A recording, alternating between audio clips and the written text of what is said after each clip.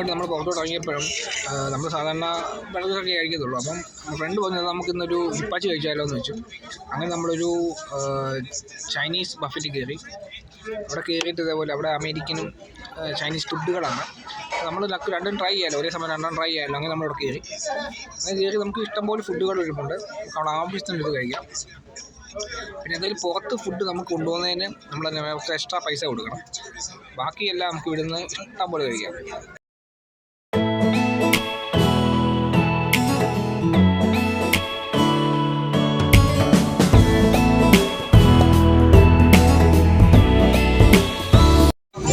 So sweet.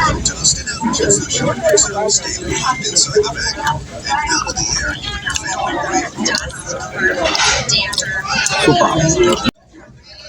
എന്താടാ ഒരു load മീറ്റോ കുറെ ഉണ്ടല്ലോ ഇത്. സാലഡൊക്കെ സലാഡ് മീറ്റ് എല്ലാം ഉണ്ടല്ലോ.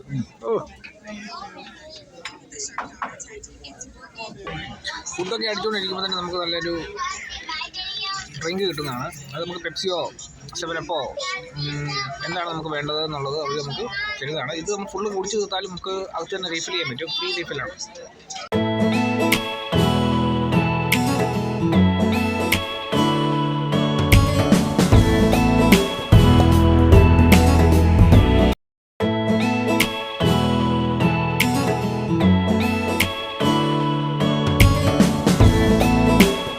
നമ്മുടെ ഫുഡിൻ്റെ നോക്ക് കാത്തലോഗ് ഗ്രേപ്പ്,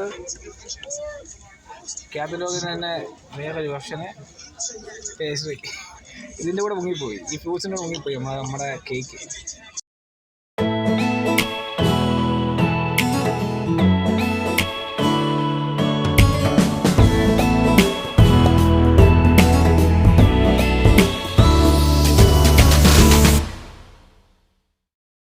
വയ്യ ഇനിയും കഴിക്കാൻ വയ്യ.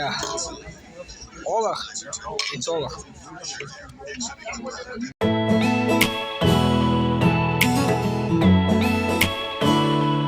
അങ്ങനെ അവസാനം ഐസ്ക്രീം കഴിച്ചിട്ട് ഞങ്ങൾ ഈ പരിപാടി ഇവിടെ അവസാനിപ്പിക്കുന്നു.